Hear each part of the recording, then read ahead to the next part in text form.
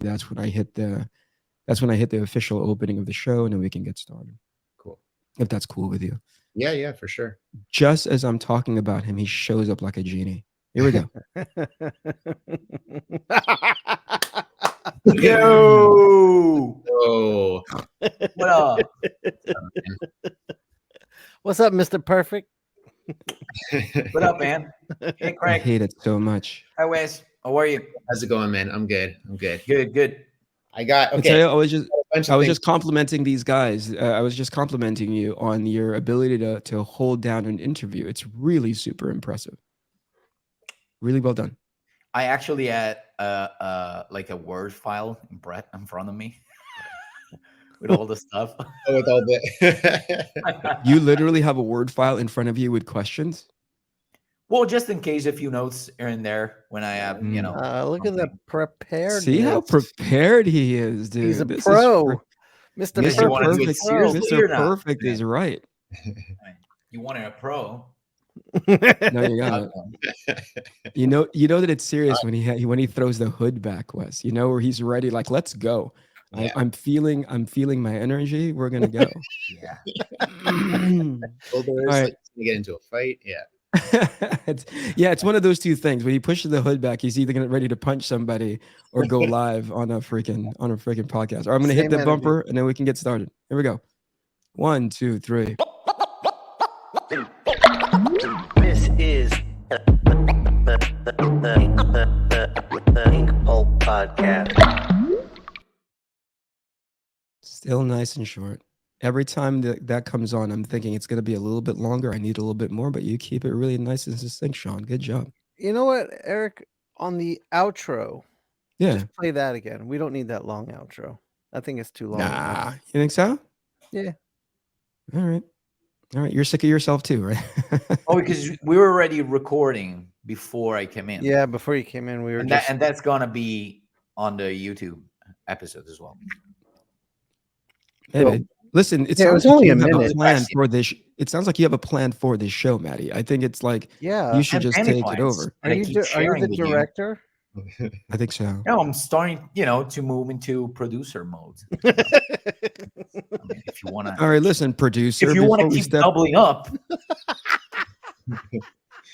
we're not gonna bury the lead. Wes Craig, thank you so much for being here. What's Really up, Wes? appreciate your time. What's up, Wes? Wes. Going, guys. Thank you. Thank you for classing up the place. This is episode 135 now. No! Oh, you're all... Now I get it. Is doing it on purpose. Yeah, oh, No, definitely. Definitely. I was close this time. How much closer was I? 134? 134, yeah. See? I was hoping we had one more, and I'm actually trying to get into the future. I'm like, how many more of these stupid things do I need to do? 134, 135? All right, for the 15 people who are legitimately watching and the bots that Matteo hired to watch the Eric, show, it's 30 thank you now. for joining us. We got double up Scalera, so we're at 30. 30. Yeah, I know, but 24 of those are not real people. Those are Taiwanese bots that Matteo is paying 36 cents to an hour to Well, dollar. Fiverr. I need some podcast bots.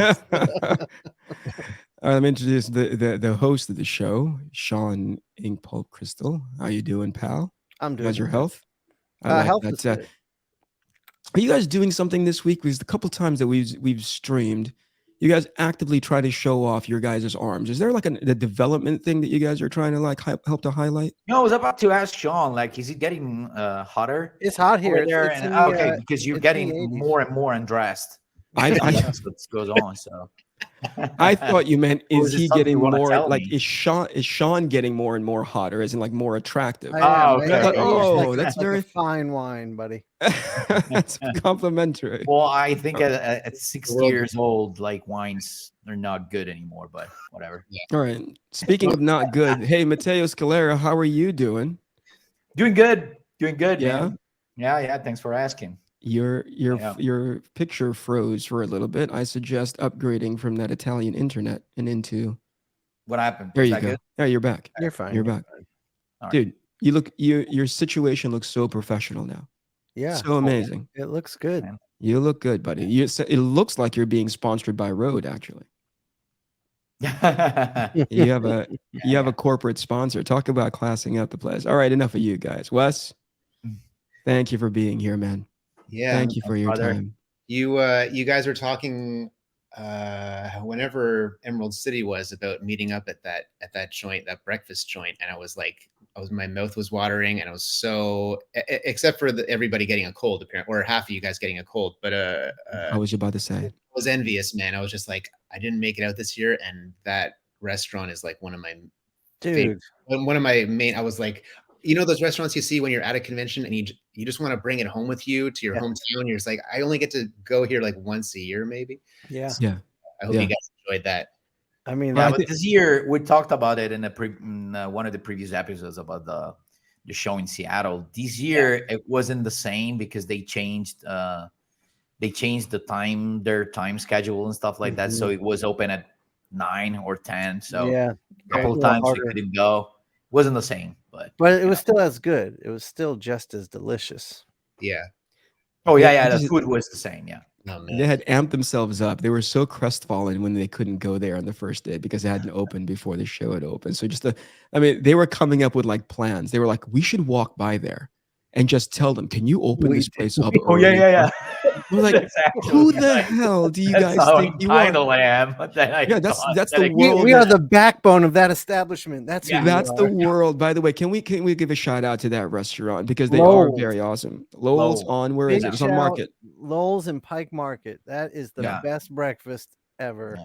Yeah, so Amazing. With Just the look best at the views. It's and so shop good. with everybody. The whole experience. You know what I mean? Like just sitting there for a while. It's one of those like, I guess we should go to the convention now, but Right, you know, right. we're in like kind of Yeah. shoot the breeze for as long as we can. You know, good coffee, good view, good everything. Yeah. Yeah. Really Well, good. the thing is, one, speaking you of hit the comedy- nail on the head. You hit the nail on the head, which is glad you didn't go, not because of your company, but because these guys were walking petri dishes. They were just passing that disease along to in each person. And Yeah. secondly, you would have seen them with their full-blown ego, right? They were conniving, they were planning how to open that place. They were saying things like, hey, we come here all the time, and maybe you could. And I'm like, who the hell are you guys? You guys are fictional characters in a mob Kings of movie. Seattle. Kings of Seattle, man. Just because It we was go there so weird. one weekend every year. Yeah. Thank God they're back again, and we're gonna make our nut for the year just because these guys ordered breakfast 3 days in a Yeah. row for Yeah, one. we can break. afford to keep this place open because these dum-dums show up once a year, for 4 days straight. Kings of Seattle. That's awesome. We buy a lot of food. We do. No, clearly. All right, Matteo, you have questions. Why don't you start us off? You have something that you want Yeah, to you were just going to ask something about the coffee, Matteo. Wes said something about coffee, and you said you started to ask something. Oh no, because he said I heard the word comedy, and I was about to say that yesterday I was in Milan. That's why we couldn't record yesterday. Yeah. What were you seeing in Milan? I went to see Jim Jeffries live. Oh, nice. Comedians, U.S. comedians, and starting to do shows in Italy. That's awesome. Like Louis C.K. started it all last year. He did a couple of shows, one in Rome and one in Milan. Apparently, they did pretty well. So other comedians are starting to perform in Italy as well, finally. Nice. Yeah. And it was a great show. And that's it. Good. Nothing related to, I almost got a chance to see your guy or both our guys, Bill Burr in Ottawa, which is maybe like an hour drive from here. But I just caught onto it just too late, and it was already sold He out. sells out fast. One spot in Canada, and then he was going back to the States. So yeah, He's on Moment House. He's gonna be there soon in a few days. It's gonna be a live Monday morning podcast live. So you pay and you see the show live. Oh, Okay. nice. I didn't know he was doing that. All right, He's listen, gonna you have thank us questions. to You've got advertising. questions, Matteo. Start it off. What do you got on your Excel sheet of what to ask our guests? Oh no, I don't have the questions. What I said is that I normally, I have the name of the person and a few things here and there. You have the to titles of employ, the like you books have that to I put did. it. You have to put it in front of you to know the name of our guests. No, just divide the files. So this is the WES CRAIG section with all the books and all the If I stuff. turn off everybody's names, will you know our faces? Like if I turn off the Well, I can clearly recognize Shawn and Wes. I mean, with you, it could, yeah, you just have face blindness. Let's talk about that thing that you were talking about before we went live. You said you have a specific way of working. You had an opportunity to actually go into a studio, and you said, hey, that doesn't feel like a natural fit for you. Can you talk about that a little bit? Yeah, there was a studio, or there is a studio right now in Montreal. That's where I live, in Montreal, and it's like maybe, I don't know, like a half an hour walk from here, and it's got Andy Belanger and Carl Kerschel, and at Sure. one point it had Sweeney Boo, and Sweeney Boo's in that studio? she was. She's Oh, not I any. didn't know that. I think she moved out of Montreal, and now she's got her own thing. I'm not sure actually though, but and Kerry Nord was there for a while before he moved to Montreal, but like it's just like, after years, it's been like 20 years professionally. I've been working at home 99, 0.9% of that time. So it's like, I always keep thinking, oh, maybe I should get into a studio, because just over time working on your own, it's not healthy to be by yourself for that many hours per day for that many years, So it's like, I keep giving it a try, but like to make the full commitment to take all my books, all my supplies, all my stuff, and move over there. It's kind of like I can't do both. And so I'd go in like once a week or whatever, and I'd do a little bit of drawing, and then I'd go home and just do most of my work at home. And it's just one of the, it wasn't basically what it is I meet up with them for coffee and get that kind of just get some human interaction. Yeah. It's a little socialization, and then I go home and I do my work, so that's more what I'm comfortable with. So everybody got to play to their strengths, as I'm sure this happens with everything, but with artists, you're always looking at other artists and what they're doing. And Sure.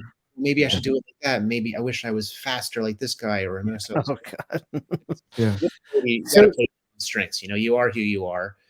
Like I'm super laborious in like how I make my pages and stuff. Like I do thumbnails, and then I ink the thumbnails, and then I scan that in blue line. Holy cow. And I pencil that, scan that in But blue you line. still are producing at a very high rate. Yeah, well, I think it's, I talked one time with Nick Tragata about, like, he's like, you should like switch over to digital. I get my stuff done so much, I can produce so much more per month. It's not like my deadlines aren't a problem anymore, And I was like, again, you're looking at somebody else and going, oh, well, maybe I should do it like that. But I try it, and you just have to do what you feel most comfortable with. And for me, it's like, I like to go to a coffee shop, again, just for the socialization aspect. Once in a while, I'll get into a conversation or with someone. Generally, I'll just be by myself, but you have people around you and stuff. And I bring my writing and my pieces of paper, my thumbnails, and I just bring them with me. I bring them on the bus. I bring them wherever. And that's easily transportable. And also, I just feel comfortable. I like having the paper under my hand. I don't like the screen on my hand. And, everybody's got I know exactly what you mean there. What it's faster for me because of the comfort level, I think, Right. So Wes, do you like drawing outside of side of your house, like in the coffee shop, you just draw and stuff like that? Mostly like every morning, like this morning, and almost as much as I can. Life gets in the way and stuff, but generally it's like I'll go to the coffee shop every morning. I'll do like an hour of writing, and then I'll come home and do the art stuff, and I just give that to myself, so I can. An hour per day doesn't seem like much, but you build it up over the course of a year, and it's like you've chipped away at some stuff. That's awesome. When on break, I'll bring on break between issues, if I have enough time, I do have a sketchbook, and I like to bring it out with me and go to a coffee shop and sketch, like a creep, just sit there like sketching people. And they look over at me, I pretend that I'm not like, all over here, but Wes, when you write for yourself, do you write full script? We were talking about this last show, so I'm curious to hear your process on that. It's pretty full script, like dialogue. I break the page. I bring like just printer paper with me. I split one line, it's like there's like 4 columns, and it's like page 1 is 2 columns, page 2 is 2 columns. Tell me if I can bring like an example or whatever, but it's like first column is, panel description. Second column is the dialogue that's going on that page. And then the same thing for page 2. So it's like 1, 2, 3, 4, you know, like, and then I write it out that way so I can separate the panel descriptions from the dialogue. Also, if I'm going on a tangent, like the dialogue is flowing really well, I'll just stay on that, and then I'll fill in the panel descriptions later, you know, to fit what the words are. But and I do it like by hand, and then, again, laborious. I don't know why. I wish I could, but I find the ideas flow easier for me when I'm just writing it out long form by hand, and then like if I'm doing it for myself, I don't need to type it up. But if I'm writing for somebody else, then I have to go to the computer. Sure. A proper script with full panel descriptions and everything. But yeah, for me, like the panel descriptions are very basic. And sometimes I'll just draw a tiny little doodle if I have it very clearly in my head what needs to be in the panel. And gotcha. That's an interesting process. Did you come up with that on your own? I like the idea of the columns. That's really awesome. Just years and years of like kind of, it's just evolved into that process. I don't remember what it used to be a few years ago, but it's just like, over time that just became the best way for me to work, you know. And from there you go to thumbnails? From there I go to thumbnails. Yeah, I'll have the page beside me. Sometimes I curse myself because I don't give myself any little doodles, and it's almost like I'm reading somebody else's script where I'm like, why can't you draw? Just draw the doodles so I know what I have to draw without looking, like having to read every single line. And that's just like a speed thing. When I'm really on it, I'll do the doodle for each panel, and at the bottom I'll just do the tiniest little like thumbnail of like the page layout, just being like there's 5 panels, and it'll go, because it's clear in your head when you're writing it. And then if you leave it too long, you go back and you kind of remember how this was supposed to look or whatever. Sure. And then you get into that mentality where it's almost like it's a script from somebody else, where as you're reading it, you're trying to do the Tetris of like the panel layouts, you know. Yep. Yeah, absolutely. Okay, listen, Matteo has actually done the due diligence of being not just a producer, not just a host, a co-host of the show, but also a producer of the show. I just realized he sent me a zip file with a bunch of your images, Wes. So I'm going to put them up. Well, in particular, the images are all focused on Kaya, which is your latest project, and the new arc is coming. It's coming out in a few days, right? 6 days or something. Yeah, next Wednesday is the beginning of April 26th. Yeah. Right? Yeah. I don't know why I know it, but yeah, he's so ready. Can you tell how hard he's trying? He's like, that's like the one piece of information I should have, and I don't have that. Like, whatever. I'm pretty sure. Yeah, it's next Wednesday. That's I was like, just remember to say that. That's it. But that's the beginning of the next arc. And holy cow, these are amazing, man. You, Wes, if I remember correctly, the first issue you crowdfunded it originally, right? Am I right? No, there's one. It's like a prelude, prelude. Okay. Yeah, a 16-page kind of introductory chapter. I was doing. There's Matteo. That's an awful cover. Oh my god. Oh my god. Who's that? It looks. I was gonna say the other ones that before we got to this one, so vibrant, so full of life. There was a clear use of like, hey, let's stay as close to like primary colors as possible, you know. And you get to this freaking muddy mess, you know, this pretentious, muddy. I don't know what I'm supposed to be looking at. I think I'm supposed to look at that hand. I think it's the highest contrast on there. Let's compare how good this looks. Look at this. Look how clear it is. You know what I mean? The logo that is a very nice you cover, into the circle. Actually, and the figures are so legible. You know, like look at that. Look at that. Now let's go to this thing. All of a sudden, oh my god. Now I saw this original in person. It's one of my favorite things I've seen from Matteo. See what I mean when I say that he empowers him? He empowers him. It's a beautiful piece. It's a beautiful. I actually found out that they this cover was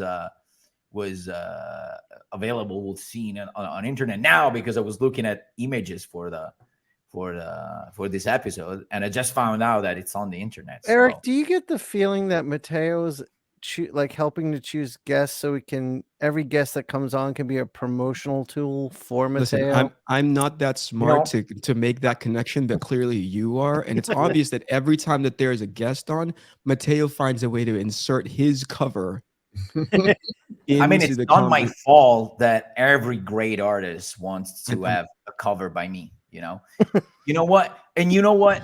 We're gonna be having Andy Belanger soon. I just did a cover for him as well. Jesus Christ! See, Jesus I knew it. Christ. Knew it. Oh, and Carl too. Yeah, there's something to this, guys. Yeah. See, you see it, Wes. You see, yeah. Mm-hmm. I haven't seen Andy's cover. That Carl cover is crazy, though, man. I love it. So, Yeah, that Carl cover. Thanks, man. All right, enough about Matteo. Wes, I want to. Sorry, Wes. What were you saying? We interrupted you. Sorry. About the prelude, and then I got mesmerized by my own cover. So while I was doing Deadly Class, there was a break where it was like a year. It was pandemic, all kinds of just burnout. I think for Rick, it was like burnout from the show. Rick Remender, the writer of Deadly Class, burnout from the show. Also, pandemic. I don't want to say like that's personal stuff. I don't know if he wants to share that or whatever. No. I was with him in Barcelona, so he was talking about it. So his dad got sick before the pandemic, so he was already in pain back then already, and he had to go back and forth and visit him.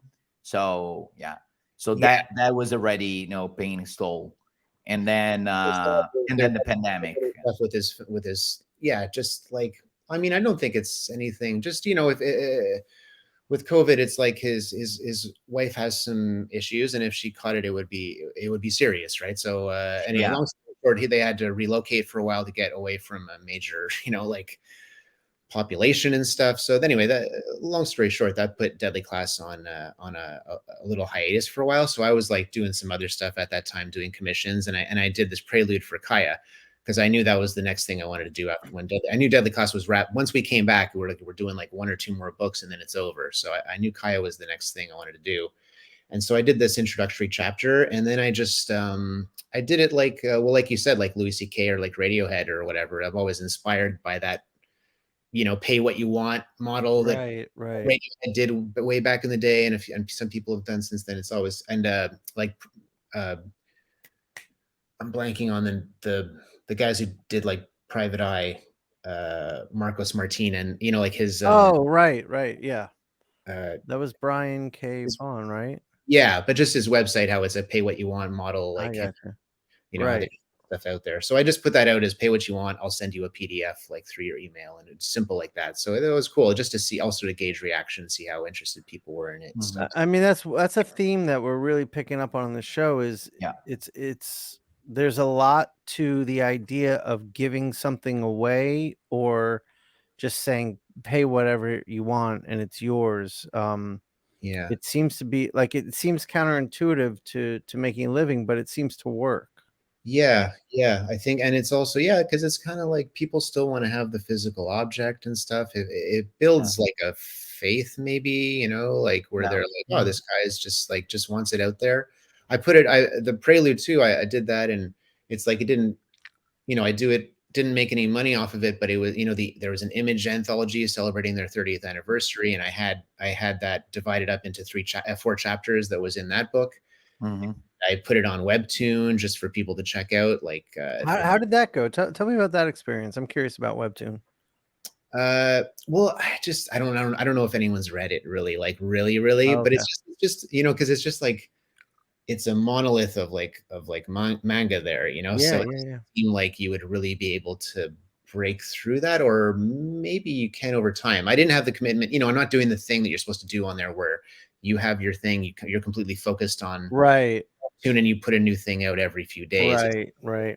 Simon Roy, the artist for Profit and the writer artist of a bunch of amazing books, he did the same thing for this thing Grizz Grobus that he did, a sci-fi kind of a thing, and then he he kickstarted his book afterwards, and it made a lot of I did well for him as far as I can tell. That's awesome. Yeah, similar type of thing. And I was like, oh, right, he doesn't have any kind of manga influence, and he put it up there. Right. And it's a good link to have, to be like, hey, if you really want to see what this series is about, here's a link to this thing, and you can just read it for free. Did you have to do anything to reformat it for Webtoon, or it's just still like page by page?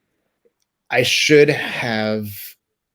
Just looking at what else is on there, it's like I should have cut up the pages into just panels so that you could read it, just scroll through panel, because a lot of people read it on their phone, and it's like I put it up as pages, like the way they are printed. Sure. So reading it on your phone, you really got to do a lot of that. You got to move around, and what are they saying, and move around. So it's probably inconvenient, but at the same time, it's like, again, it's just something to have up there. I'm not like committed to like, oh, I got to do I'm not all about Webtoon, you know what I mean? So there's only so many hours in the day, and I'm like, I don't have the hours to like cut this thing up into like 100 panels and get it in and upload every single panel. I was just like, whatever, like just put it up, and hopefully some people can check it out that way. Awesome. Yeah, if you see like Lore Olympus or some of the other stuff that do really well there, it's like it's always it's that vertical scroll panel. Yeah. That's why I was asking. I was curious about that. So tell us about Kaya. Well, like you said, you had this idea. Did you have it before Deadly Class, or I'm going to bring it up again? Hold on. Go ahead. Okay. Yeah, I did. I had I've had it for a long time. I'm not sure. I pitched Image before I was a professional, like this book, Kaya, kind of like the basis of the world, but without Kaya and this other character Jin, without the main character, but the idea of a mashup of, like, it's a bit like the world she inhabits is a bit of, it's like the world of Conan or something, but it's so far in the future that our civilization has come and gone, and it's like the ruins of ancient Atlantis to Conan. Okay. Yeah, that would be us, like the ruins of a great society that used to be, and there's mythology about our world and stuff, but since then our world has kind of gone into, it's not there anymore. There's just crumbled buildings and stuff, but it's like thousands and thousands of years in the future, so our world becomes almost like a mythology for them, for these people in the future. And that kind of idea was born in this thing called The Third Kingdom that I did for years and years and years ago. And I had the comic book printed. I was still in college. I hadn't gotten in. I was quite a few years away from getting in professionally into comics, but I sent that away. The art was like, okay, for what I could do at the time. It was the best I could do at the time. The writing wasn't there. I just didn't know what a story was. And so over time, it kind of like, it evolved. And then I was like, I need like a character that guides us through this world. And then Kaya became something, but she started off as like, strangely, like way more like a Furiosa, and she has the same thing, Furiosa, like the black across her eyes, but this is years and years, not whatever, just an interesting coincidence that just looks cool, look just cool. So at first she was like a full grown like adult badass hunter character. And then eventually I was like, oh, what if she's a kid and she's just learning? That would make it a lot harder. She's not just able to handle everything, like she's still a badass, but she's just a kid. So there's a lot of, just makes things a lot more difficult for her. And then she's got to drag her little half brother Jin along with her. So it's just, just piling on the difficulties So anyway, I'm kind of rambling on that, but yeah, it's been the idea. That's awesome. No, that's awesome. But it bit by bit by bit, it's a little bit like Eric Larson or something with Savage Dragon. It's some people have just had these ideas for years, and then slowly it becomes the thing that it becomes. So did you have like since the story evolved with time, with you growing up, did you have, I don't know, some other writers that help you out with that, or it's all like just you evolving as a writer as well? Yeah, just me evolving as a writer. And wow. Look at this. Jeez, this is so good. What was I going to say? I've asked people for, once it became like a real deal, the first issue, I sent it out to a bunch of people and said, like, just give it to me. Your opinion, feedback. I literally. I remember you sent me that. I remember that. Right? Like, whatever you think is working, that's important to hear too, because you want to hear that. But also, like, I'm just let me have it. Let me have the negative too. And yeah, I talked to a few people. Well, Nick Dragata, for one, came back with some really good advice, and another friend that generally lives in the Montreal area, Matt Forsyth, who's like he did a book called Ojingogo, and he does a lot of children's books, and he worked on Adventure Time. He's just kind of been all over the place, and he gave me some good advice too. So, and my wife, I give it to her, and she's like brutal with me. Like, it's not just like I don't give it to her to give me a pat on the back. She kind of gives me to the point. Does she write as well? Like, she is in the business of writing? She's not in the business of writing. She used to write when she was younger. I always thought it bugs me that she doesn't write now, because I always thought, man, like she showed me stuff that she would do in high school and in university, and it was just like the natural talent. I felt like she had it, but like she actual books, not comic books, though. Right? No, yeah, like she showed me like short stories that she would write, Okay. and they were really good, and I just think, yeah, she understands story and understands how to pick apart things that aren't working. But it's like, I'm giving it to her to give me like the non-comic book person's opinion, and then I give it to other people to be like my brother Drew. He's always been working on comics and loved comics and stuff, so I give it to him, and he has ideas. So it gets firmed up that way. But yeah, it's been my own idea for a long time. So is Kaya something that you're dedicating to for the long haul right now?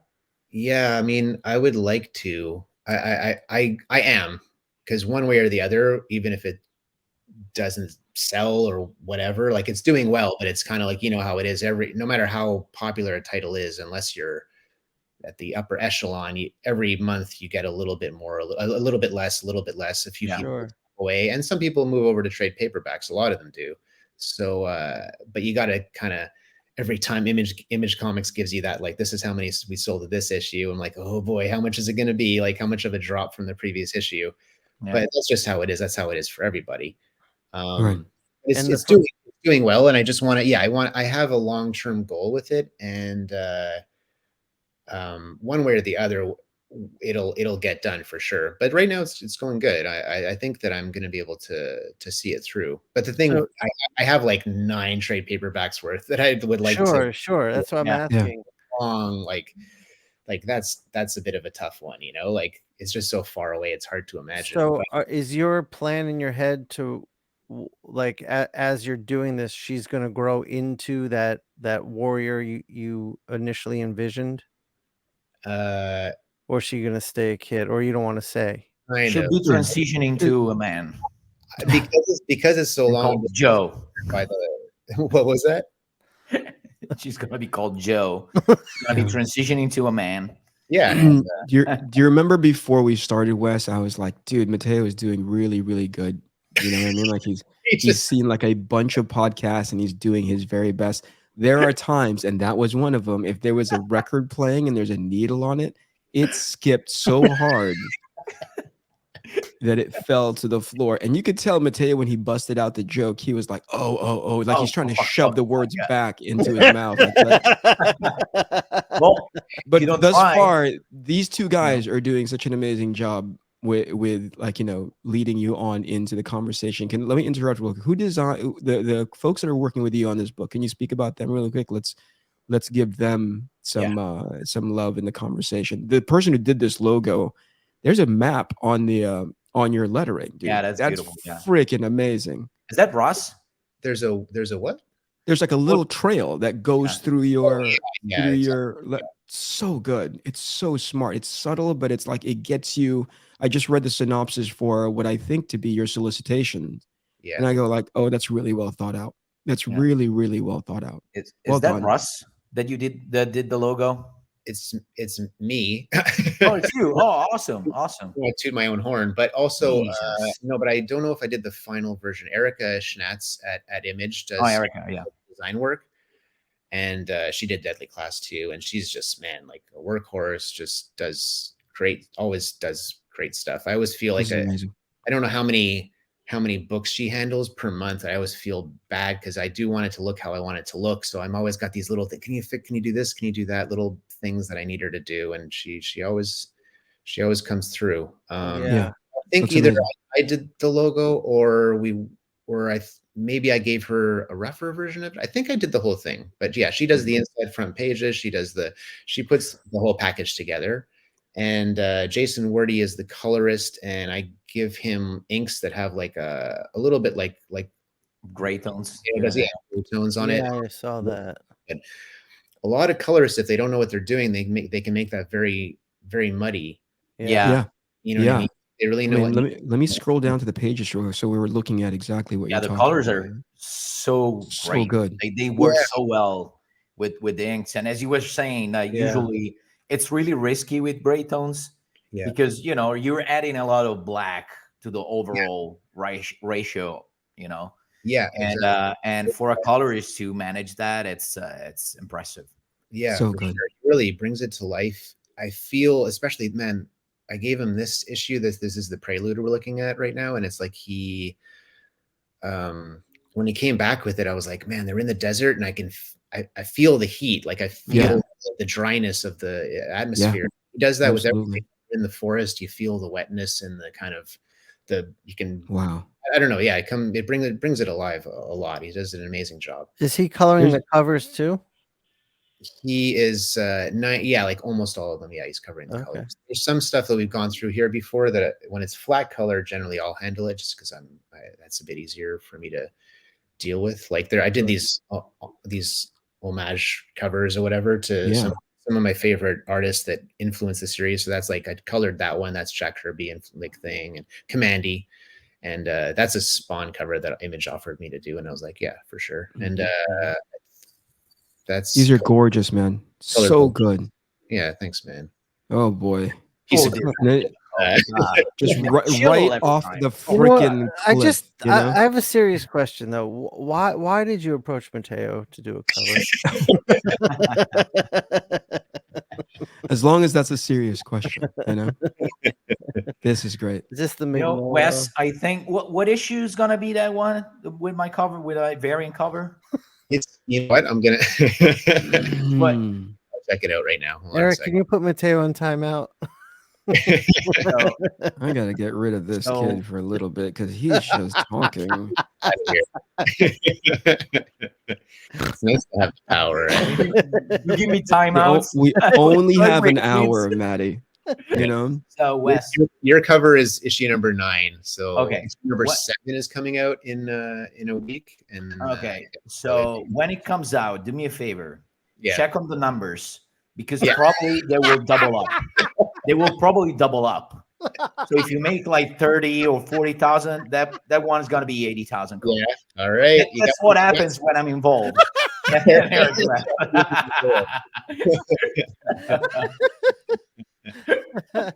got some stiff competition, man. We got Wes, just get Eric on a cover so we can shut Matteo up.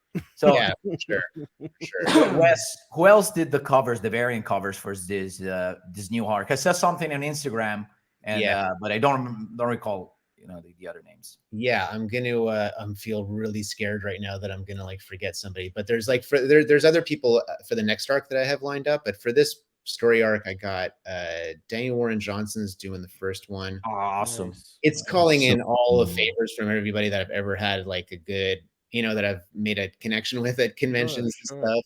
And so I'm not gonna get paid. Oh shit. We worked out a thing. I've worked out a thing too, as I was like, some people I've made, it's like pay plus maybe an art trade or whatever. Some people paid flat out. Some people it's going to be favor for favor. It's just they're expensive to produce, so it's kind of like you got to kind of keep the cost down. Again, if you want this comment to continue, you got to take it like a business where you're like keeping down the cost. I'd love to just get 1 million people to do covers, but I got to just kind of slowly but surely do that thing. But yeah, so Daniel Warren Johnson, it's not in order, but Tula Lotte is doing one. That's awesome. Matteo, James Heron, wow, and Jesse Lonigan are the first 5, and then like for the next ones I got Michael Cho. Oh wow! Oh right. I got it already. It's so nice. And do you know Danny? She's like just awesome. Oh, artist. Danny, the Greek lady. Yeah, Yeah. I know Danny. Yeah, she's amazing. Stuff so good. Yeah. So I met her just at the last New York Comic Convention, and we were kind of sharing like we were just like mutual appreciation society type of stuff, you know. Right. So I got back and asked her. So yeah, anyway, there's some heavy hitters. That's exciting, dude. That's Yeah. super exciting. That's If awesome. Matteo knew all those people were showing up with him, he would have brought a better idea than the one he just showed up with at this show. I guess, Lord, you know, we're gonna ask you about this offline, I think, because I don't think there's a graceful answer. But what made you ask this dum-dum to contribute? You know what I mean? Like, you already had such an amazing lineup. You basically asked the Super Friends to show up, and to each man and woman, they showed up. And then you said, like, what about Scooby-Doo? You know what I mean? Like, what about inviting the cartoon dog with a speech impediment? I have a feeling that a feeling that I'm gonna share right now. I think that Eric is a little bit jealous. I'm always jealous. This is what I'm sensing. I might be wrong. I'll say it out loud. It's jealous. You took, like, there's a story, Wes, and I like the only way Matteo could have gotten as successful as he did for like, he has been in my shadow for like the longest time. It's a tiny shadow. But it's a long one. You know what I mean? And it's dark. Yeah. It's just because the sun is really low. Otherwise, but it's pitch black, and he's always stood behind me. You know. And the only way he could experience any sort of warmth is for me to be magnanimous enough to be like, I need to give this kid a chance. Yeah. Otherwise, he's gonna be in Italy doing like bubblegum comics or whoever. What the fuck does he do over there? Yeah. I stepped aside, and here comes the sun, and like a glittery vampire, Matteo was just like, oh my gosh, this feels so good. I'm never gonna let this go. And if there's one thing that I'm jealous about, is the fact that he was able to take that sunshine and make it into the career that he has now. And yet every piece that, like, I think he's there, he's at the crest now. Mm-hmm. You know, everything else is on the other side of this mountain, because every piece that he's ever brought up since reaching the summit where the sun is at its highest, the peak, and it's just like a lovely glittery mess, right? Yeah. Every piece, including this one, I don't want to like besmirch your efforts, but I think you should think about not using this on the 9th issue. You just mentioned, like I said, you said, oh, I sent up the signal and I got Superman, Batman, Wonder Woman, even Aquaman. You know what I mean? Like all of those things, like the entire roster. Mr. Freeze. And then you called in Scooby-Doo, and he came. You know what I mean? And I guess it's worth if you're offering him Scooby snacks, but I'm telling you, if you offer him more than dog food, he's not worth tanking your series. You were just talking about all of 2 minutes ago. You're like, I want this series to continue. Mm-hmm. Dude, do not do it on the 9th issue. Push it all the way back, as far back as possible. It's true. Yeah, I think you have a point. So, Wes, sorry, man. Are the talk about the business of the variant covers that helps the sales? I mean, I know to us this is obvious, but I want to put this out in the public. Yeah, it's that's a weird one where it's like just on an artistic level, I love seeing other people interpret my characters. Like that's cool. You know, it was so cool for Deadly Class. Like Rick got over the course of years and years, we got to see so many different people in their approaches. And Eric, you were on like the first issue, I think. I think you did one of the first issues way back. That was fun. But like but I'm not a fan of them, you know. It's just, it is what it is. I mean, like artistic wise, I like them. Commercial wise, it's like it just seems like a necessary evil to a certain degree. If you want to do well, but at the same time, I'm like, I don't want to gouge anybody. I don't want to do this commercial, just over the top stuff where you're like, yeah, sure, you could sell a whole bunch, just make 25 variant covers of each issue. It's just like that's just remember Brian K. Vaughan? Remember how it used to be in the day, like when the market crashed back in the 90s and stuff. So it's like, let's just not repeat the mistakes. But at the same time, I saw Kieran and Jamie like like they're like Wicked and the Divine, the creators of Wicked and the Divine, they did like just one variant per issue, I think, you know, and it's like, since Saga does none, but it's like, but that's Saga, they can afford to make these kinds of like high-minded decisions because they do so well with just the one cover. But I thought one cover per issue, so that's what I do. I just do one variant per issue. That's what on the first one, again, because I'm so cheap. The first one, I just did all the variant covers. But I did them in different styles each issue to make it kind of stand out and be its own kind of separate thing. Like it was like Jack Kirby, and then was that a Mignola one we saw? There's a Mignola tribute in there somewhere, yeah. And an Adventure Time one, and Frank Frazetta one, which was really hard, and Blood doesn't look at all like Frank Frazetta. It was just like trying my hardest to do like one of those Conan paintings, and I'm blanking on the other one. I did.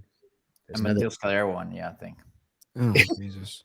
Everyone's but it make. Let's not lose track. I want to help to highlight what you just said. Like, it's still a business, you know. So what I love is that you're somehow finding a way to at least mitigate that feeling of like, I don't like this, but I understand the business behind it. And I think a lot of people who are stepping into this space miss that. You know, they're like, obviously you want to retain as much artistic integrity as you can. Like there's already a couple of markers in the past that allow us to, like, if we continue to do that, we're destined to go back into that awful space again. Right. But there's this weird thing where you got to like, here's this art and here's this commerce. I want my book to continue, and I understand I need to incorporate some of that commerce into it, right? Like there's a bunch of new creators stepping into this space that don't quite understand that, dude, this is still a business. It still needs to make money so you can do the 5th issue, the 6th issue, potentially a 9th issue, you know? Yeah, for sure. I wasn't taking anything for granted. Once again, because I've had this for so long, I was just doing Deadly Class. I was enjoying it, and it's so close to my perfect work situation. But it was right beside it. My perfect work situation is just writing and drawing my own stuff. You know what I mean? That's just all I've ever wanted to do, and right off into the sunset doing that, just make enough money to pay the rent, and just, I don't care. It doesn't need to be a TV show or this or that. I just want to make enough money to pay my rent, feed my family, and just do this for as long as I can. But it's like, yeah, I'm not taking anything for granted. I don't have Rick Remender with me and his name and all his stuff that he's done at Marvel and all his creator-owned books to boost things up to get that attention. That was just me by myself. So that was the scary aspect of just going solo afterwards. Sure. Okay, like, I don't know, but I didn't take it for granted that anybody would be there. Also, it's like going from Deadly Class. This is like not all ages, but it's not like messed up the way the Deadly Class was. Right. Like you can read it, like little kids can read it. They're not going to get, they're not going to get traumatized. Yeah. But there's that, and it's moving into this fantasy thing. So it's moving very far away from what I had been known for. Right. But did the success of Deadly Class give you the nest egg that would allow you to jump and go do this? Yeah, I think there's, like Deadly Class has done well, and I'm relatively a cheap guy. I don't have a lot of like big expenses. I don't need a big car, a big this or big that or whatever. And Montreal is relatively cheap to live in, like overall, compared to a lot of other places in the States and in Canada. And so I had, and Deadly Class was a TV show for one season. Right. While that was there, it was a big commercial for the book. So it's like we sold a lot of trade paperbacks, just like anybody, like with Invincible for Robert Kirkman, like having this giant advertisement out there. You see the effect on the trade paperbacks. So you did see a bump in sales when the show was out. For sure. That was a sweet year, man. Like that was a good year. Awesome. And, there's congratulations, dude. That's awesome. Yeah, it's nothing crazy, but it was like comparable to the year before and the year after. That was like, you could see the difference in the difference, how much I made that year. The accrual, the royalty checks from Image were there was a bump for sure. And then it went back to normal like the next year when the show wasn't there anymore. But that's fine. I took that money, put it into savings, and now it's a little bit like between Kaya and just kind of like having that money there. And I've got other stuff that I want to write for some other creators coming up. But for now, I just want to focus on Kaya and just, it's like there's only so many things you can get out there. Totally. I just want to focus completely on one thing. And then once that thing's up and running and it is kind of up and running, now I can move on to, the next thing to promote. But that's maybe like a year away anyway. And what was the experience for you when the TV show was being made and when it was out? Were you involved at all? You were just hands off and sat back? And I was involved. I mean, not in the same way. Again, this is the thing with Rick, was like super involved. Like in every aspect. He was picking the music. He was I remember that. Leading writer's room, like on set in Vancouver, flying from California to where they filmed it in Vancouver, like just kind of, and still he's a little crazy, but it's just, and still writing at least 3-4 books, like so just taking on way too much, but he wanted it to be the way that he envisioned it a certain way, and he couldn't let the reins be handed over. He just like, if this is going to be how I picture it and not just some, like he just had a real vision of how he wanted it to be. So he had to be there every day to make it happen. And me, I was just like, I did some storyboards for, there's like little animated sequences in each episode. We're trying to like kind of mimic the drawing style of the book. And so I would do little tweaks here and there when they were a bit too like off model of my style. And there's one episode where they go to Las Vegas and they all drop like, Marcus, the main character, has like, he drops way too much acid and he has like crazy bad trip. And for that one, they did this just amazing CGI. Like he was just like seeing all kinds of crazy stuff around him. And for that one, I worked really closely with the director. We would Skype and he would kind of give me like a picture of the shot moving like this, and I would do like actual storyboards and send those in.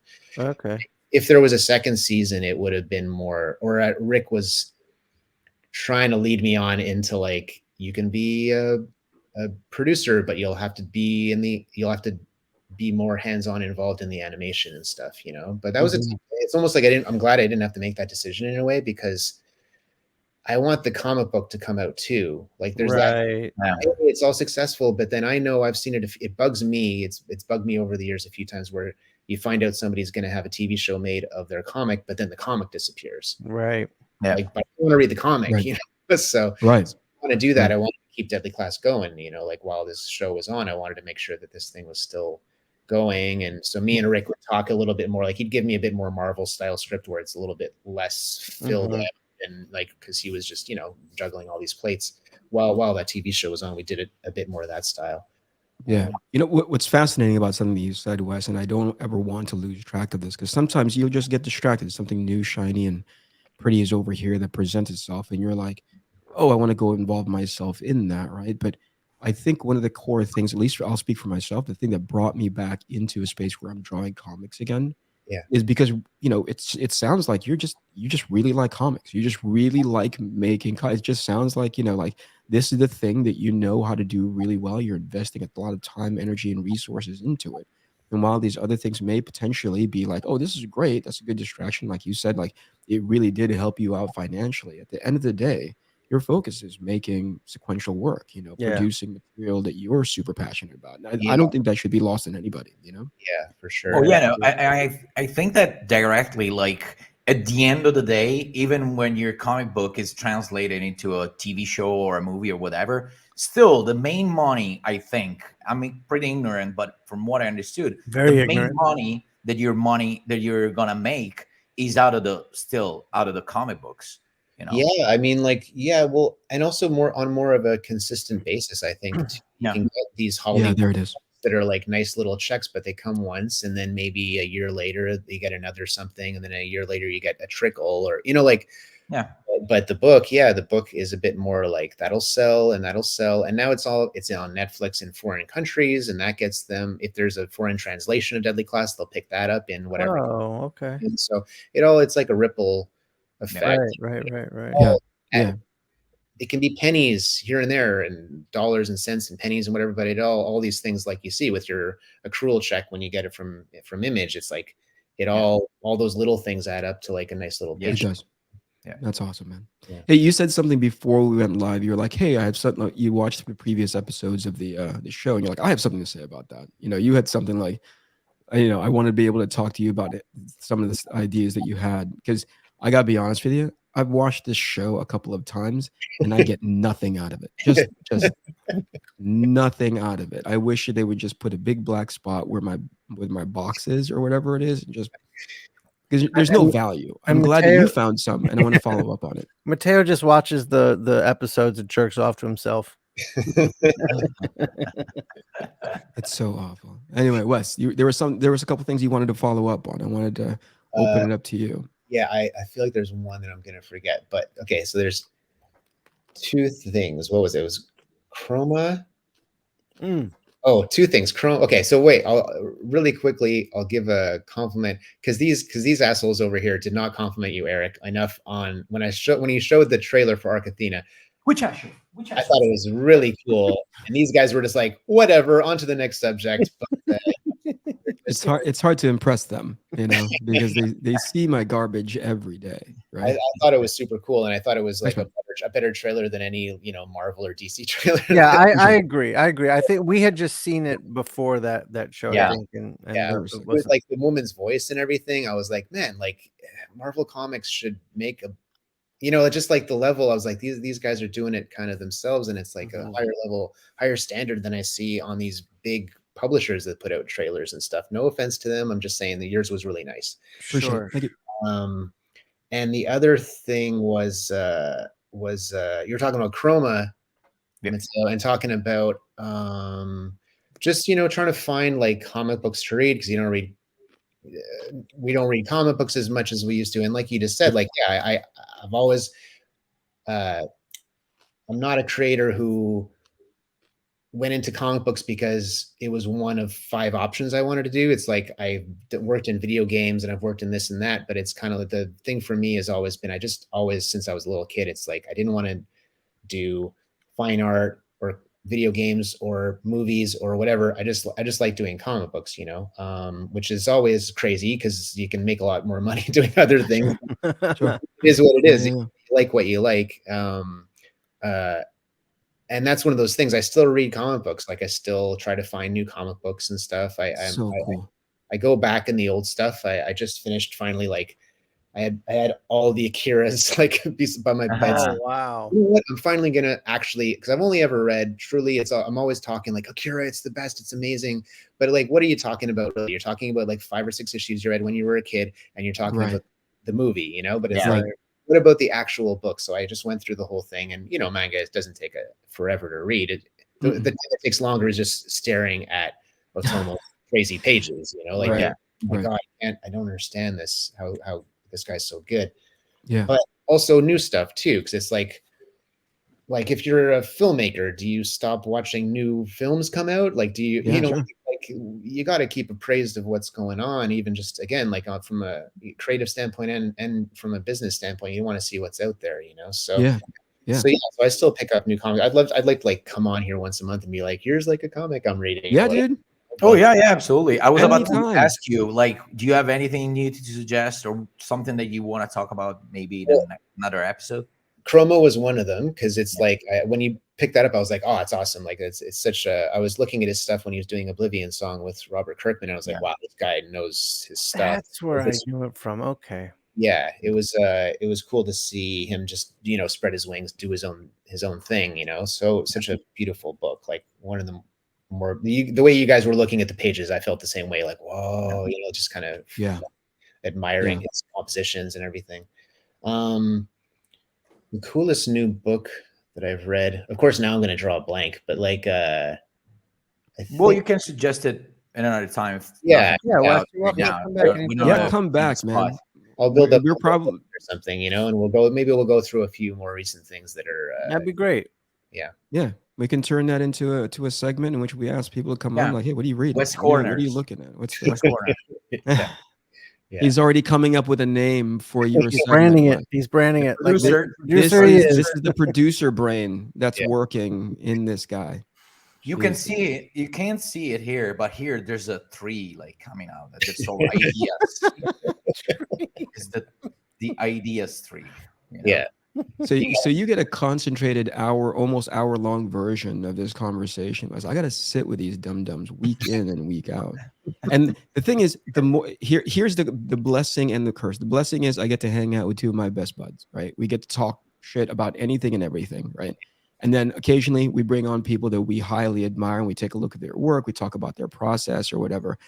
But the curse is the more of these that we do, the bigger Matteo's ego gets.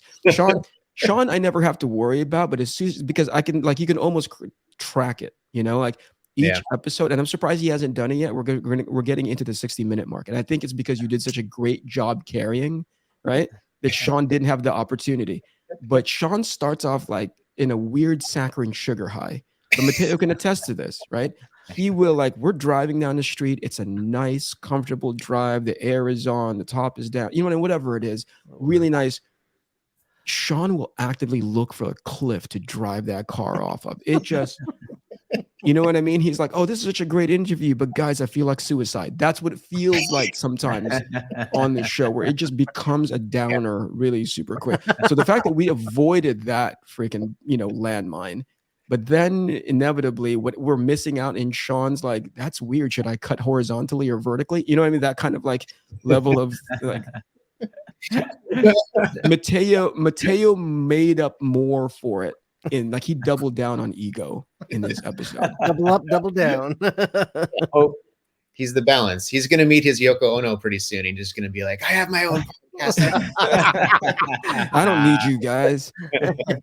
He's just going to make the weirdest decisions. Since you were talking about Shawn and how he behaves during an episode, Shawn, do you have a question for Wes? Like your question? I was gonna go there, but I'm not gonna go there. There's black and white. I'm not gonna go there. Sad music. Okay.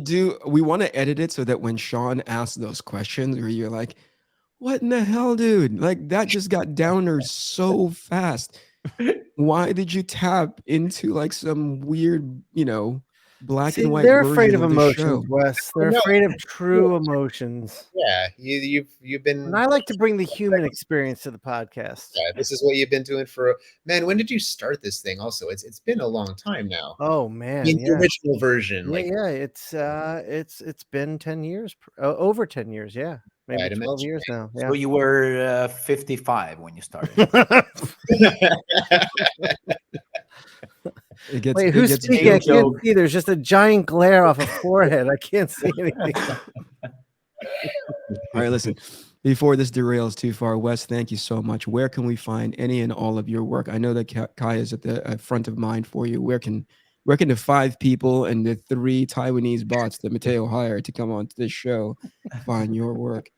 Yeah, you can find the new start of the new arc next Wednesday at all comic book shops, and Kaya book that's story arc number, season number 2, and season number 1 is collected into a trade paperback that you can find at any bookshop. Or congratulations. Sorry to interrupt, since I don't know if when this episode is gonna come out, it's gonna be on the 26th.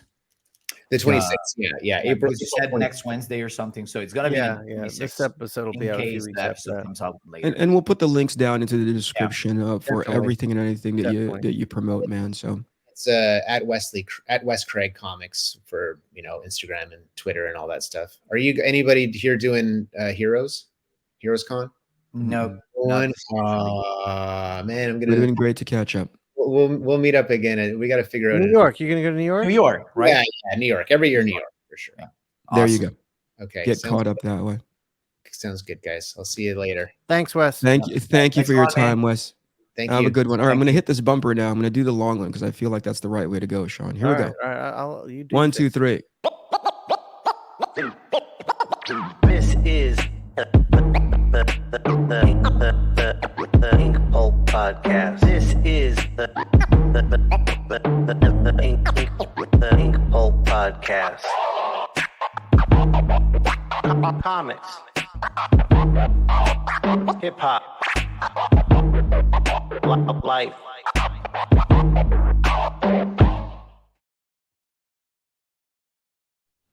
Yo.